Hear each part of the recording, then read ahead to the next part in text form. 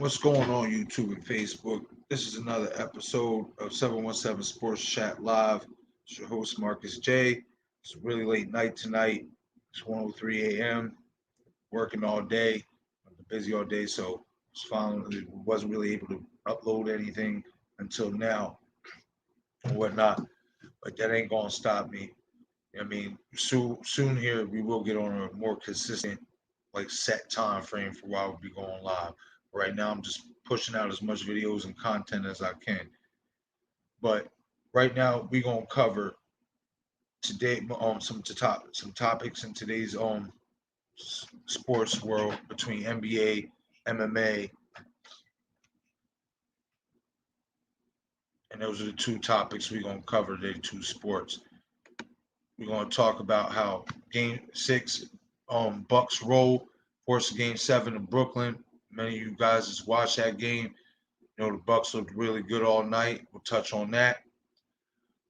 Now, former Mavericks coach Rick Carlisle steps down after 13 seasons. It's the end of an era in Dallas. This is, man, 13 years. So that means he's been a coach since I was like 18, 19 years old. I mean, he was there for a long time, won one championship with Dirk Nowitzki. So, it's definitely an end of an era. We're going to touch on that. And MMA, gleison tibau, veteran, former UFC fighter, now fighting for PFL, fighting upsets former UFC welterweight and former Bellator welterweight champion Rory McDonald at PFL 5. We're going to cover that as well as some UFC news. Curtis Blades and Jairzinho Rozenstruik, two top heavyweights are in the works. UFC's trying to put that fight together. We're going to talk about that. And also, Max Holloway, unfortunately, is out of his much anticipated fight with Yair Rodriguez. We're going with an undisclosed injury. We're going to touch on that as well. First, we're going to start off with the Bucks force Game 7 in Brooklyn. I mean, Bucks roll, force Game 7 in Brooklyn. You know, these two was balling all night. These two was balling all night. But the real story of the game, from what I watched, was the Bucks. Man, it's worth to note both teams are 3-0 at home in this series. Neither team has won a game on the road. So, I mean, if either team has won a game on the road, this series would have already been over. But both teams are 3-0 at home. Bucks went back home tonight, forced a Game 7 in Brooklyn. From what I watched, the Bucks just came out. They looked like they were their home team. They looked like they were energized. They looked like they had their backs against the wall. They came out firing. I do want to say this is the most complete this offense and this big three between Giannis, Middleton, and Holiday has. This is the most consistent in terms of this series they've been all series playing on the court together. Middleton has been heating up the last three games for sure. Um, Holiday really found his footing tonight. He's being a lot more aggressive attacking. Giannis was really crashing the boards. He had 30 points, 17 rebounds. You know, unfortunately for Brooklyn, nobody else other than really Harden or Durant really. You know what I mean? Durant was really, really balling out there. But other than the two stars, nobody else really showed up. And they really missed Kyrie tonight. And they really missed their other guys showing up. The Bucks, it's not like the Bucks really played outstanding defense. They had some defensive lapses in this game. The Bucks were up by double digits multiple times in this game and let the Nets cut the lead to single digits. But fortunately, their offense was on just enough to fend them off and eventually bust this game wide open and shut the door at the end. So, I mean, Milwaukee's big three put a hell of a performance in tonight. Like I said, this was the best they've looked all series and probably all playoffs, in my opinion. So, I mean, that's my take on this game. Bucks roll, force a Game 7 in Brooklyn. Now, it's winner takes all. Winner goes to the Eastern Conference Finals. Both teams are going to obviously need to bring their best. The Bucks are going to need what they got tonight out of the big three in Brooklyn, and Brooklyn's got to hope that these other guys outside of Harden and Durant step up because they damn sure didn't tonight. And I've said it before, that team plays no defense. The Bucks got anything they wanted tonight.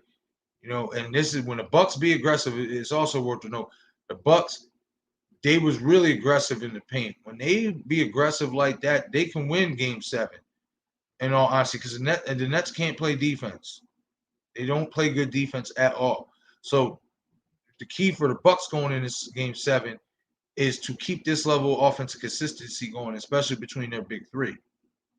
For Brooklyn, they got to hope that another magical performance from KD, and hopefully, these other guys step up. Guys like Landry Shamet, Joe Harris, these other guys need to step up because they didn't step up tonight to close the door on this series and go to the Eastern Conference Finals. And another thing is the Bucks can't have defensive lapses. They came close to letting the Nets take this game over a couple of times. They blew a couple double digits leads. They can't let that happen in Brooklyn.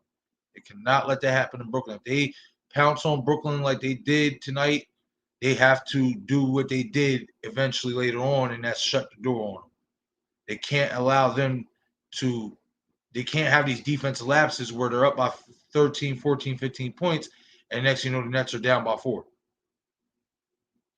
So that's my take on tonight's game from what I watched. Bucks roll, force Game 7 of Brooklyn. It's going to be really interesting to see who comes out of that one.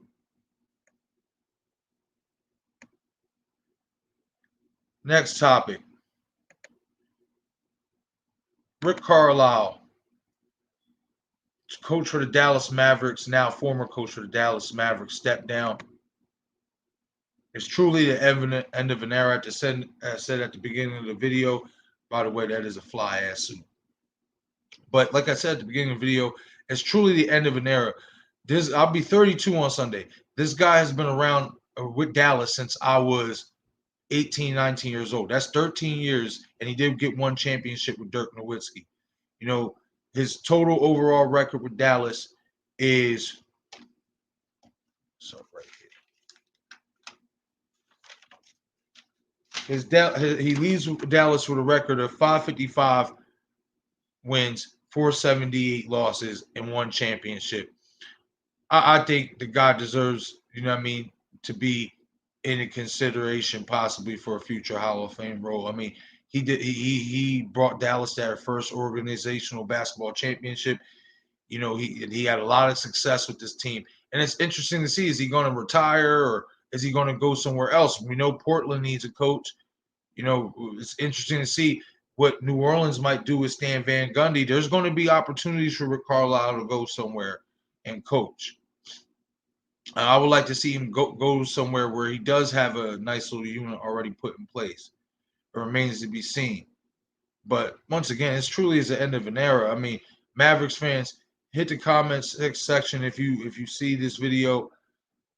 Let me know what you think. Let me know what you guys think about Rick Carlisle stepping down after 13 years. What do you think about this? Apparently, the reason why he stepped down is because the Mavericks fired one of the personnel, a guy who's been there for a while. I can't really pronounce his name. It's kind of difficult or whatnot. But that is, according to ESPN, that is what was the reasoning for Rick Carlisle stepping down after 13 seasons.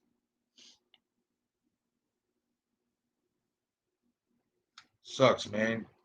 Especially, you're so used to having, that's like Popovich leaving the Spurs. That time's coming to an end soon as well. When that happens, and we truly is ending an era. But once again, Rick Carlisle, coach of the Dallas Mavericks, steps down after 13 years. But once again, like I said, there's going to be plenty of opportunity. If he wants to still coach, there's going to be plenty of opportunities out there for him. Portland is an intriguing option. With Dame, and who knows Dame is going to be there. But maybe if they get a coach that he feels might be able to push him over that hump, maybe he'll stay. I like Rick Carlisle. He's a really good coach. Moving on.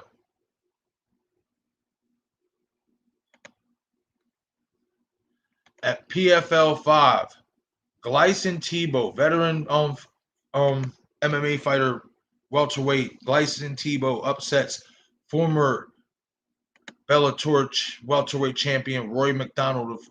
McDonald's also UFC former UFC fighter in his own right. Tibau upset McDonald tonight earlier today by split decision. I didn't get to really watch highlights for this fight. No, but it's still worth to note. You know what I mean? Because it's I could do cover MMA. I will end up going over the fight and see what my analysis on if he really won that fight. It didn't seem like there was any controversy from what I read, but you know, I'd rather watch it to judge for myself. But it still is a big upset. You know, this is the biggest win in T-Bow's career. He's been around for a long time. I remember him being around when UFC really started hitting its peak with, Liddell and, Tito, and then, guys like Rampage and all that stuff came in. All the other great fighters from Pride and stuff. So Gleison Tibau has been around for a long, long time. So, congratulations to him. This is a really big win for him. You know what I mean? Beating a former Bellator champion and a well-recognized top fighter. You know what I mean? Rory McDonald is one of the top fighters, top welterweights in the world, and has been for a long time. And for Tibau to upset him like this, it's a big deal. Maybe he'll get a move down and move up the road in PFL and get a title shot over this.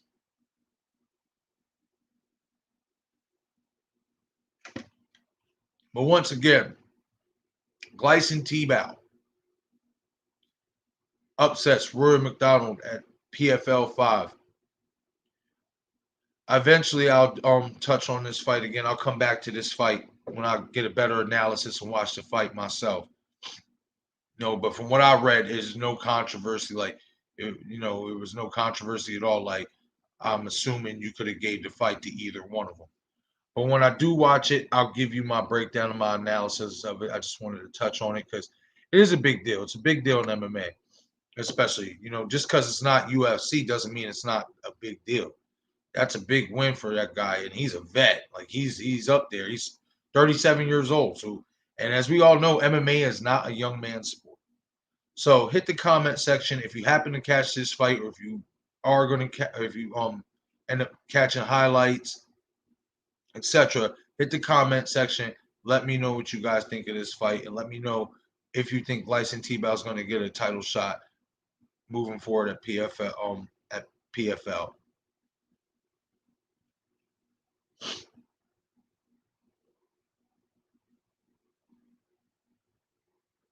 Also, don't forget to crush that like button and subscribe. Once again, I will note that I will be getting on a better time frame here. I understand I've been just posting videos randomly throughout whatever time, etc. But fortunately, I'm working out something at work to where I'll be able to, have some days where I can get out early and be able to do this a lot sooner, and hopefully at peak hours. You know what I mean? So just bear with me. We'll definitely get this on track, no doubt about it. Especially with the timing, etc., and everything. I know some of y'all probably be like, man, he just be posting whatever at any given time, you know what I mean? And stuff like that. And it's just like, yeah, I'm just trying to get content out there as fast and as best as I can. But fortunately, I will be on a better time frame here. We'll have a set time where I'll go live and everything like that. And then we get some more viewers, get some more subscribers, likes, etc. like that. And I will be holding an open competition to my subscribers. I have 7 subscribers on this channel right now. I will be making a Facebook post doing a challenge to where anybody, even if you're not subscribed, you can become a new subscriber. Obviously, if you get me 20, the first to get me like 25 new subscriptions, I'll give them a free shirt and like $10 in free Cash App money and something like that. That's the type of stuff I'm willing to do for people who's willing to look out and show support. You gotta show a little bit. You gotta show love and get love, man. It goes both ways. You know what I mean? If people gonna, show support for my channel and show support for what I'm doing, I'm gonna definitely show them the love in return. But moving on to other MMA news, we're gonna move over to UFC. Heavyweights Jairzinho Rozenstruik and Curtis Blades. Blades is on the left, Rozenstruik is on the right, is in the works. UFC's trying to put this fight together. These are two top heavyweights. Both are kind of on the outside looking in, though. Both are, coming off losses. Well, now Rozenstruik's coming off a win, you know, and stuff. Unfortunately for Curtis Blades, this guy's a really good wrestler. Unfortunately, his style is not too exciting, and it just seems like with Curtis Blades, every time he gets so close, he's so far away. Every time he's just about to get that title shot, he ends up, he ends up losing, or for some reason, because of his style, also because of his fight style, you know what I mean? That's also hindered him getting a shot at the title. I'll be honest. No, but it's a fight I'll watch. I'm gonna give the edge to Curtis Blades early just because of the wrestling. Rozenstruik, if anybody watching the fight know he's a banger, and I just don't think this fight favors him because I just see Curtis Blades taking him down all night long. And unless Rozenstruik can land that one good shot, and he can, he's capable, he's definitely capable. But I just feel like Rozenstruik, it's going to be one of those fights where the banger is going to be looking for that one shot all night, and the wrestler is going to wrestle. But once again, oh shit, I didn't even change the banner. I'm dumb. Stupid. I moved on to the next topic and everything. Didn't even change the banner. Stupid. Mistakes happen though. It's been a long day. But once again, Blades and Rozenstruik is in the works. Hit the comment section. Watch this video. Let me know what you guys think. How do you see this fight playing out? Who do you have? Who do you predict in the win? And do you think either one of these guys with a victory could move closer to the title shot? The heavyweight division is kind of looking a little bleak right now. We got Ngannou and Lewis coming up, but then after that, I mean, John Jones said he's not fighting until next year. I mean, we could get the Stipe and Ngannou rematch if Ngannou defeats Lewis.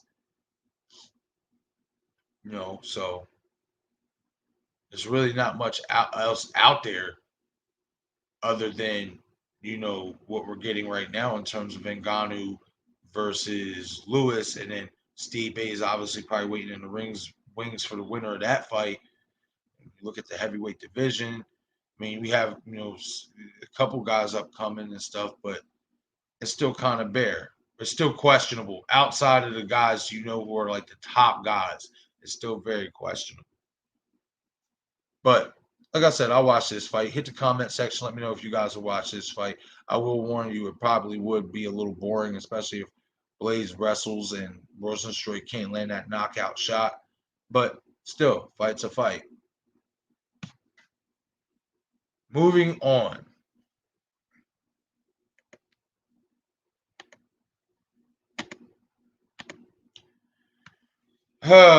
This is big news.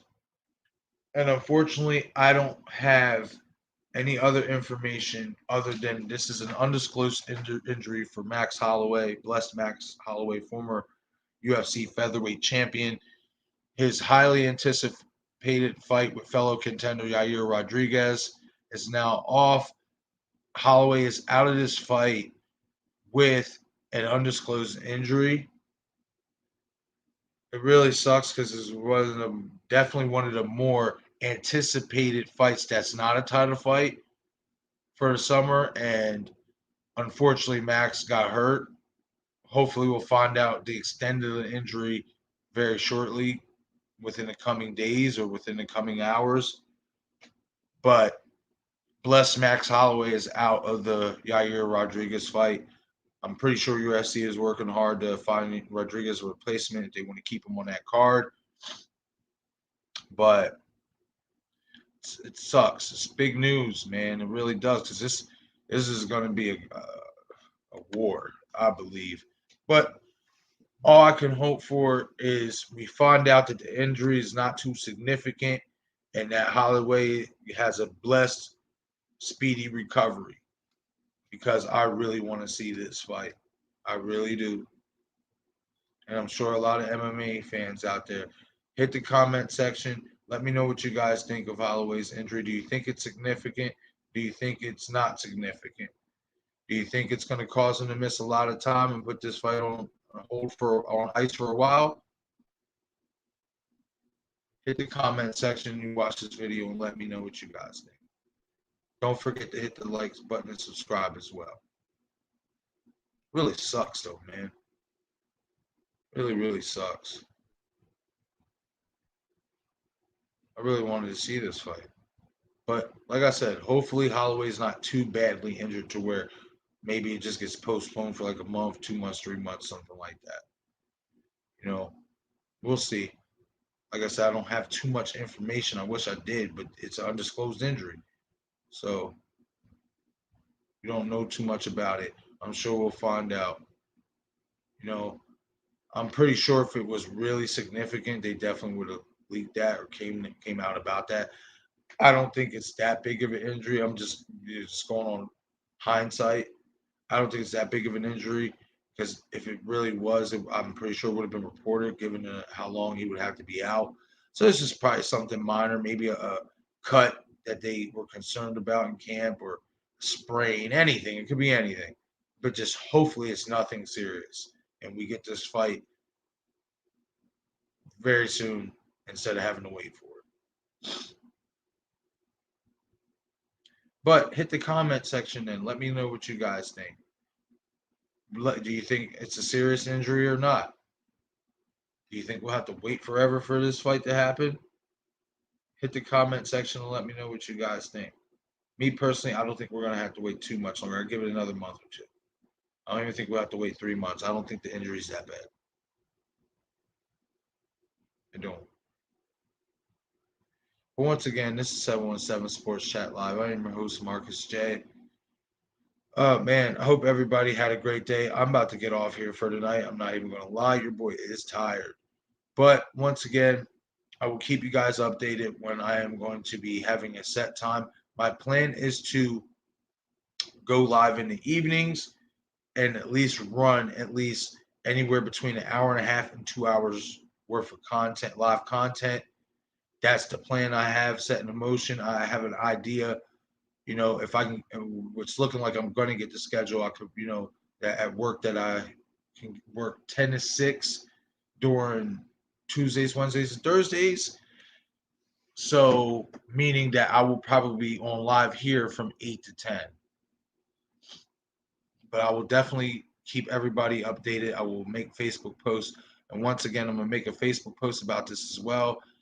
If you happen to come across this video, hit like and subscribe. Also, any of my 7 subscribers that end up catching this video, the first to get me 25, and you don't have to be a subscriber. If you're not subscribed yet, get subscribed. But even if you're not and you want to end up getting subscribed to the channel, first person to get me 25 new subscriptions will get a t-shirt off my merch store that I created, and I'll make a posting and listing of that as well. Plus, I'll give you $10 in Cash App money. You show me love, support, you get me subscribers, you look out, you get some people hit to my channel, and if they like my content, I'll look out for you, no doubt. You look out for me, I look out for you. That's what we all about over here at 717 Sports Chat Live. But anyway, I am your host, Marcus J, and I am out for tonight.